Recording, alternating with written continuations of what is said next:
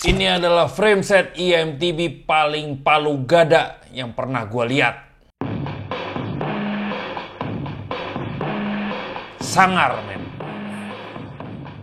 Pakai ban 275, bisa ban 29, bisa mulet, bisa naik turun, bahkan legal untuk dipakai race downhill.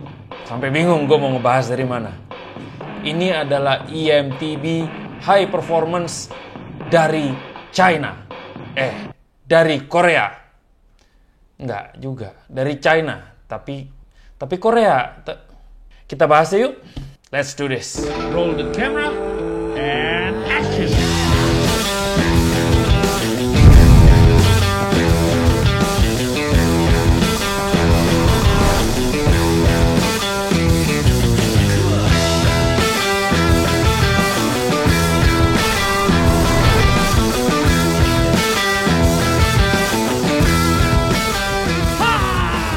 Let's do this. Rock and roll.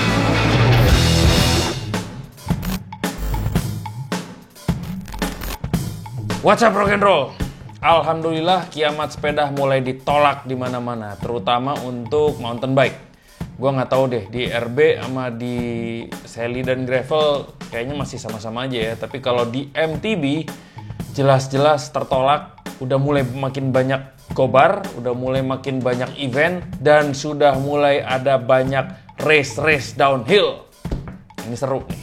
Nah, tapi dibalik bangkitnya kita ini, itu ada yang mengendap-ngendap, men. Gua amatin makin kesini kok makin banyak IMTB ya, e-mountain bike. Itu makin banyak, men.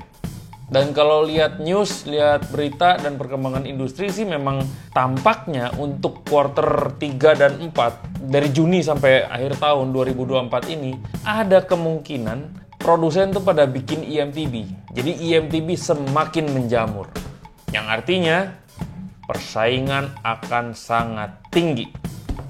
So, kali ini gua kedapetan Hybridizer Sun, sebuah high performance e-mountain bike made in China yang digagas oleh 2 orang Korea. That's why gue bilang made in China tapi Korea, tapi China tapi Korea ya karena itu. Karena dia memang dibikin di China, di Guangzhou ya kalau nggak salah, tapi digagas oleh 2 orang Korea. Yang satu adalah namanya Hansol Zheng, dia adalah seorang vehicle engineer, insinyur kendaraan, jadi dia ngerti segala macam tentang desain kendaraan. Dan satunya lagi adalah Jaeyoung Jun. Dia adalah industrial designernya, product designernya. Dan spesifikasi dia memang di semua produk sepeda. Nah, 2 orang ini tuh memang sangat suka, sangat cinta sama mountain bike. Dan berdasarkan itu akhirnya mereka, mari kita bikin mountain bike sendirilah. Gua mah nggak puas sama mountain bike A, B, C. Kita bikin sendiri dan kita bikin e-mountain bike, electric mountain bike. Hybridizer Sun.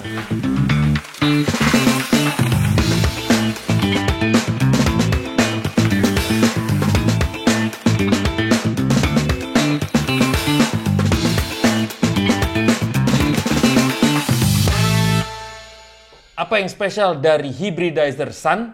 Menurut gua ini adalah e-mountain bike yang palu gada. Apa lu mau? Gua ada. Palu gada pertama adalah e-mountain bike dengan high pivot pertama di dunia. At least mereka klaimnya seperti itu. Sepeda ini memakai sistem high pivot demi mendapatkan axle path yang sesuai dengan arah benturan. Arah benturan dari sini, ini bannya ketika kepukul dia nggak naik atas bawah seperti single pivot atau pivot-pivot pada umumnya. Dia justru kepukul ke belakang tapi sambil naik. Terus balik lagi ke depan. Ini akhirnya membuat dia langsung maju terus, tidak terhambat oleh benturan-benturan dan obstacle. Gue pernah ngebahas ini di sepeda terlarang dulu. Sistem high pivot itu bikin suspension menjadi sensitif, menjadi sangat responsif dalam menghandle berbagai benturan berturut-turut tanpa mengurangi laju sepeda. Ngebut dan minim tahanan. Plus penempatan idler pulley yang tepat di sepeda ini itu bikin pedal kickback menjadi sangat berkurang, bisa dibilang tereliminir. plus dengan pedal bobbing yang juga dieliminir. Sehingga ketika tanjakan, lu pedaling, itu nggak ada uwek, nggak ada. Itu kaku aja, dap. Pedaling menjadi sangat efisien. Satu lagi, dengan sistem high pivot ini, rear triangle itu bisa diperkecil, sehingga chainstay bisa lebih pendek. Apa yang terjadi dengan lebih pendek? Penggunaan material kan nggak perlu banyak, otomatis menjadi lebih kokoh. Yang kedua adalah dia minim sekali flexing, jadi dia sangat-sangat stiff. Tapi at the same time karena pendek dia menjadi sangat lincah. Tapi tentunya high pivot punya kelemahan dong. Yes. Kelemahan high pivot adalah karena dia punya banyak komponen, ada idler pulley, ada tambahan besi di sini, besi di situ, banyaklah tambahan, plus dengan rantai juga yang lebih panjang, otomatis berat keseluruhan sepeda menjadi bertambah. Tapi tidak masalah juga karena ini e-mountain bike, apalagi ini adalah high performance e-mountain bike yang kerja nggak cuma kaki, tapi dibantu oleh motor elektriknya. So, aman.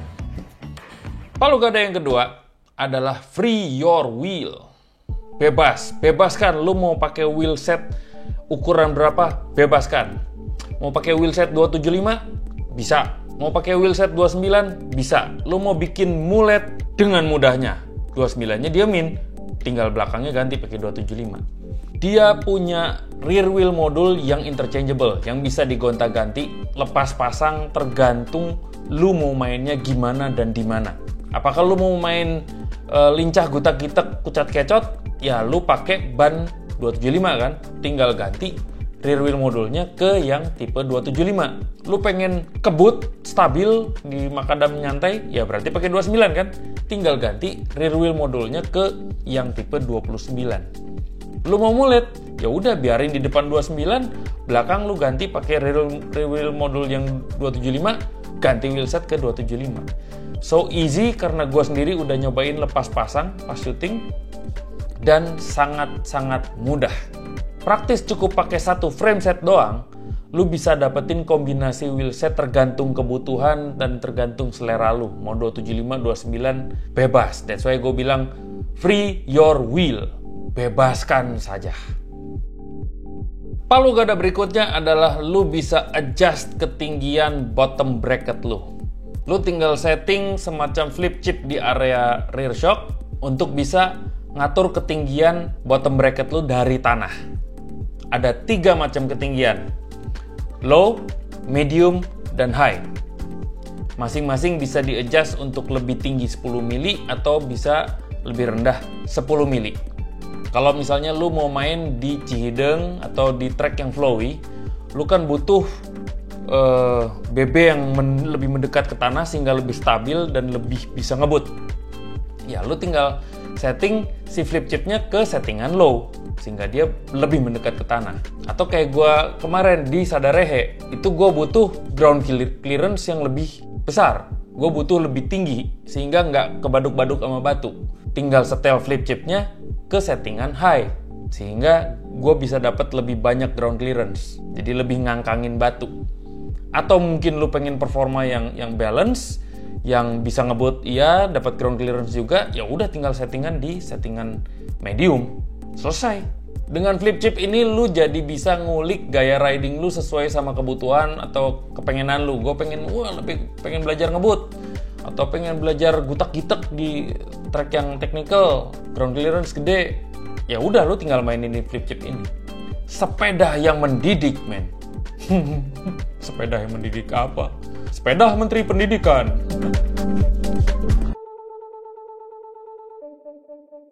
Nah, dari keseluruhan settingan yang bisa lu adjust ini, lu jadi bisa punya beragam geometri di dalam satu sepeda. Mau main enduro, lu mau main trail, mau main DH, mau main tanjak-tanjakan. Tapi yang ajaibnya, perubahan geometri ini signifikan hanya terjadi di head angle dan di ketinggian bottom bracket. Di yang lain, apakah si tube angle, panjangnya chainstay, total wheelbase, itu praktis nggak terlalu signifikan berubah. Untuk detail ragam geometrinya bisa dicek di sini.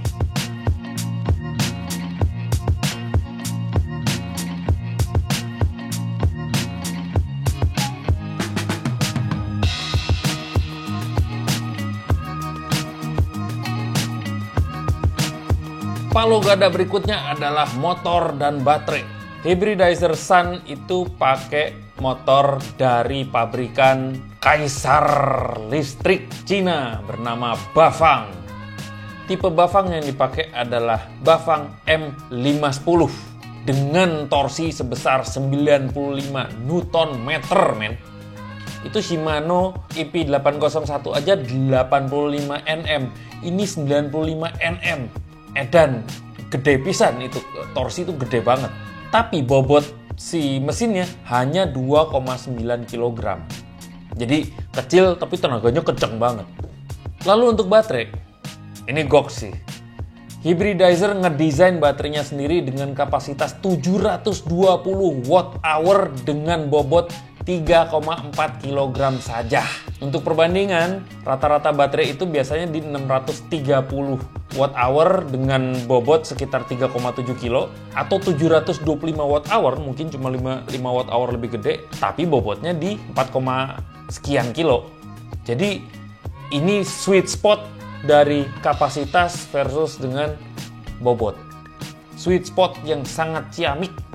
Pertanyaannya, kok dia bisa neken bobot tapi bisa naikin kapasitas? Kuncinya ada di casingnya dan di arrangement baterainya.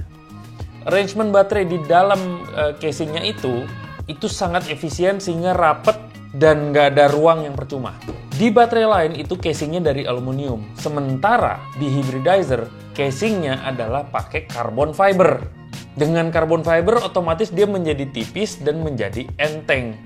Sehingga secara keseluruhan tuh baterai menjadi ringan dan compact. Lalu yang lebih gilanya lagi adalah instalasinya adalah dimasukin kayak selongsong, dimasukin ke dalam daun tube. Copot mesin, masukin ke dalam, slep. Jadi dia ngumpet di dalam daun tube. Beda sama e-bike pada umumnya, daun tube itu tuh coak, lalu dipasangin baterai dari luar, ceklek kunci gitu kan. Ini masuk dari bawah, srep, dia ngumpet di dalam daun tube yang secara struktur tidak terganggu. Seluruh dindingnya tetap aluminium. Sehingga apa yang terjadi? Menambah stiffness dari keseluruhan frame.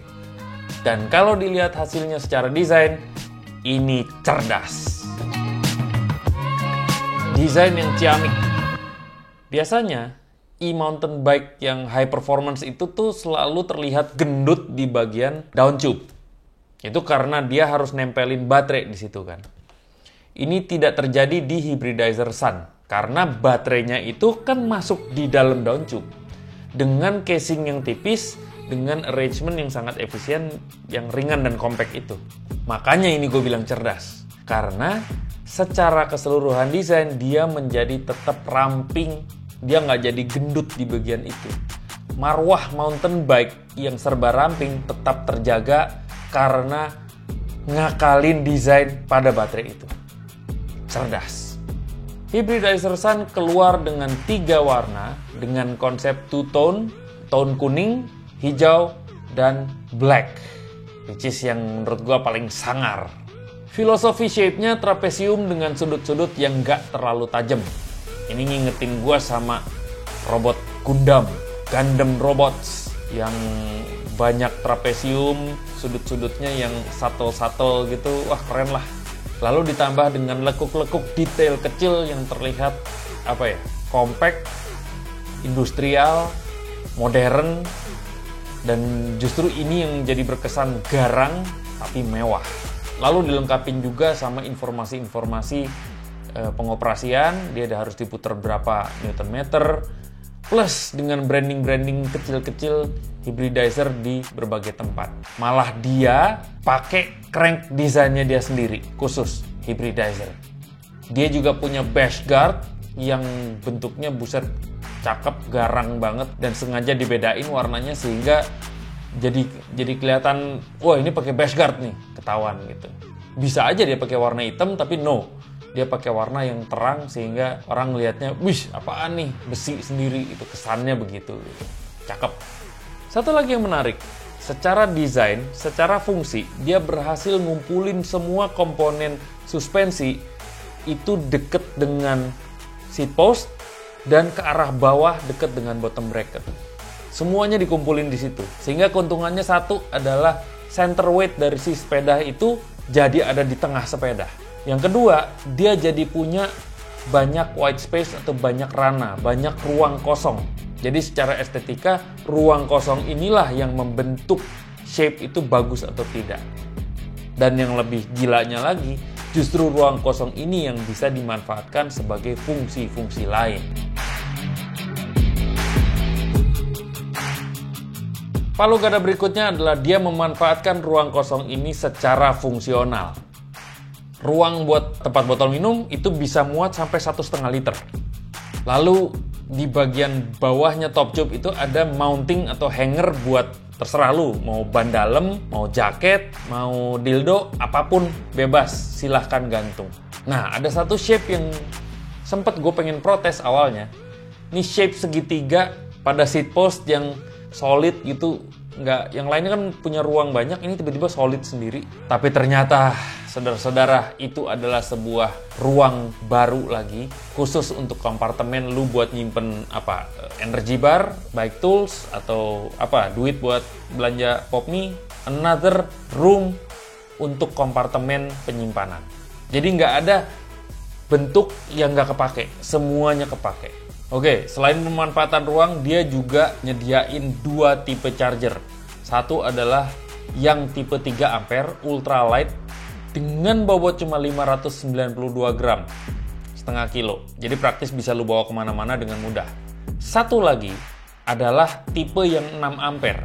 Ini gokil karena dia bisa ngecharge dari 0 sampai 80% hanya dalam waktu 1,5 jam. Ini akhirnya masuk ke era fast charging e-mountain bike. Nggak cuma di handphone.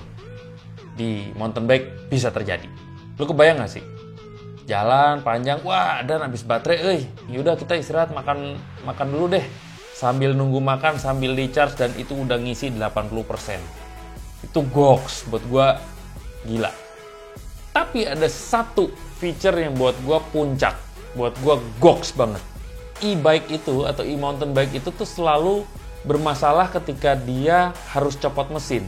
Karena bottom bracket itu biasanya nyambungnya ke dalam gearboxnya si mesin kan.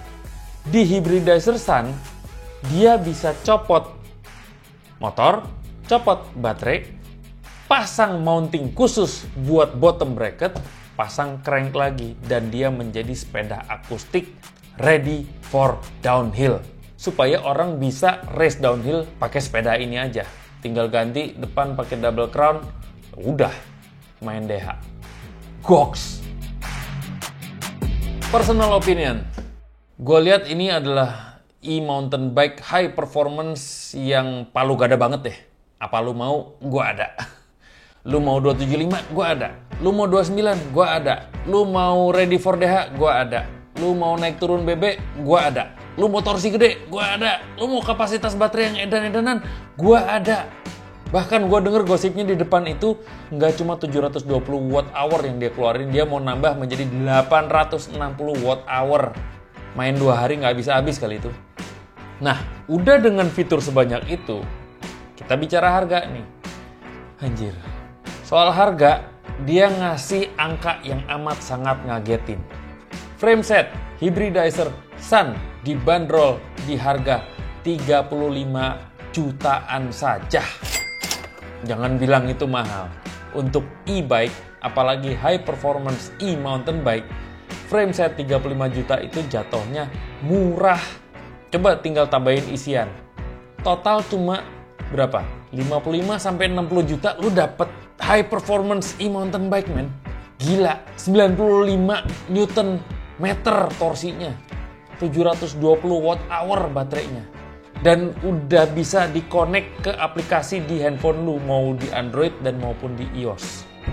Mau di mana? Mau secara fisik, mau secara digital udah dikomplitin dengan harga 55 sampai 60 juta full bike. Frameset 35 juta, lu isian pakai deore dan sebagainya lu bisa jauh di bawah 50 juta kali. Penempatan harga yang amat sangat cantik untuk sebuah e-mountain bike high performance. Gue lihat dari tipe sepeda ini, dari kemampuan yang ditawarin sama sepeda ini, fitur-fiturnya, dari bobot, kekuatan, gue ngelihatnya ini sepeda adalah sepeda heavy duty buat dibontang-banting, alias buat petualang, emang buat adventure. Hybridizer Sun adalah e-mountain bike untuk adventure. Gue ngelihatnya positioning produk ini adalah untuk narik pemain-pemain baru di e-mountain bike. Dan ngelihat posisinya sebagai pemain baru di dunia sepeda, apalagi di dunia MTB, apalagi di dunia e-MTB, gue rasa mereka itu memang lagi pengen mengejar untuk secepatnya dikenal dengan menggebrak gitu, atau menggedor dengan konsep palu gada itu.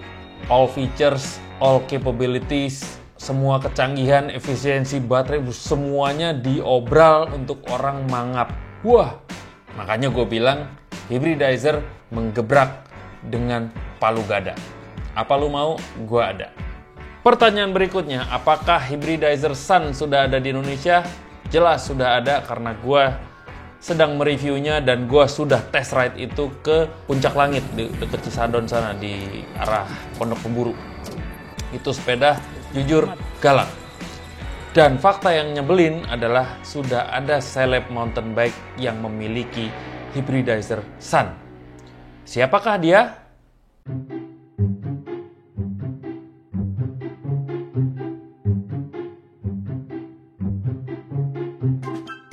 Ya, nyebelin ya. Nyebelin banget kan? Gua baru nyampe review, dia udah punya, men. Seleb MTB yang sangat asu. So, kira-kira demikian tinjauan desain kita kali ini. Semoga bermanfaat, semoga menghibur, semoga ikutan cemburu melihat Ageng punya sepeda itu. Pokoknya gitu deh. Untuk lo yang belum, jangan lupa like, subscribe, dan share. Oke? Thanks for watching. I'll see you in the next video. Rock and roll!